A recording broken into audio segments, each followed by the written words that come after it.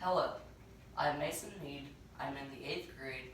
I go to Larned Assembly of God, and my sermon is titled Prayer. Have you ever had anxiety? I have.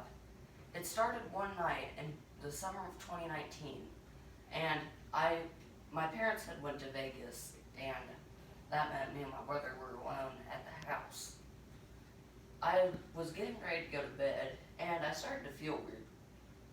I felt like I was going to pass out. So I started to walk around my house. It felt like I was almost dying. Well, that night passed over, but the anxiety didn't.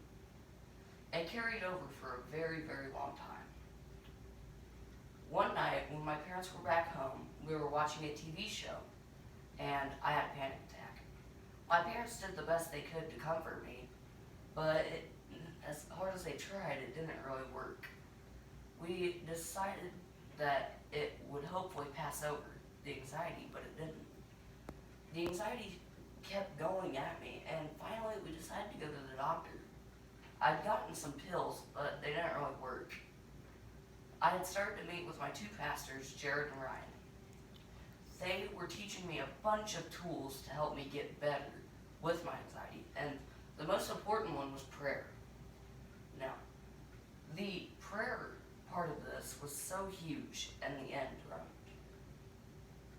I had gotten a higher dosage on my pills, and then things were starting to work when I started to pray.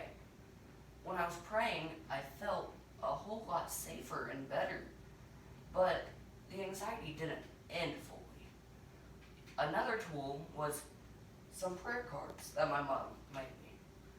I could take these to school. I could take them anywhere, and if I felt anxiety, I could just take them out of my pocket and I could read them. So one of them I would like to share with you is Isaiah 41:10. So do not fear, for I am with you.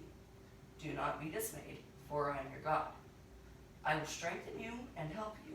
I will uphold you with my righteous right hand. What that means to me and how it helped me is that I felt comfort that God will always be with me. Like, through any situation. It could be the worst situation in my life, or it could be the best.